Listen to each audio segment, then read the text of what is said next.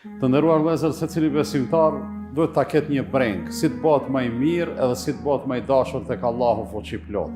E në të dyja këto e kemi një udhëzim profetik në të cilin pejgamberi sallallahu alaihi wasallam mirësinë, por edhe dashurinë e Allahut fuqiplot e ka lidhur me faktin se sa është i dobishëm një njeri për rrethin ku jeton.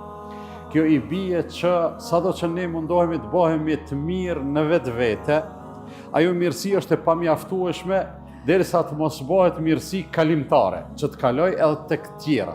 Pejgamberin sallallahu alaihi wasallam kur e kanë pyet kush është më i miri prej njerëzve, në versionin tjetër kush është më i dashuri tek Allahu fuqiplot prej njerëzve, në të dyja rastet ka thonë anfa'uhum linnas. Khairun nasi anfa'uhum linnas. Më i miri i njerëzve është ai të cilit njerëzit mas tepërmi ja shohin hajrin, njerëzit prej të cilit kanë mas tepërmi dobi. E njëjta gjë është edhe te dashuria e Allahut fuqiplot.